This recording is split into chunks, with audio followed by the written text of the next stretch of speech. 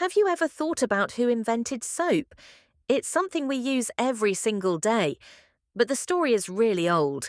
The first soap was made about 4,000 years ago in Babylon. People discovered that when animal fat mixed with ashes from a fire, it created a soft, gooey paste. And guess what? It could clean things better than water alone. That was the very first soap. The Egyptians later improved it. They mixed oils and special salts. They didn't just use it for cleaning, they even used soap to treat skin problems. The Romans were funny about soap. Many of them didn't like using it at first. Instead, they rubbed oil on their bodies and scraped it off with a tool. But eventually, they started using soap for washing clothes and keeping clean.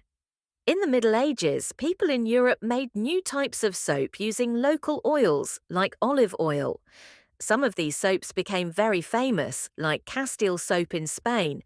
But back then, soap was so expensive that only rich people could buy it. Things really changed in the 1800s. Scientists figured out better ways to make soap in big factories. Soap became cheap, and suddenly everyone could afford it.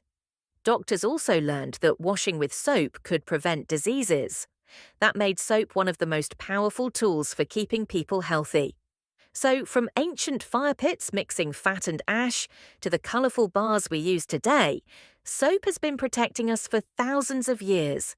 Next time you wash your hands, remember, you're holding one of the oldest and most important inventions in human history.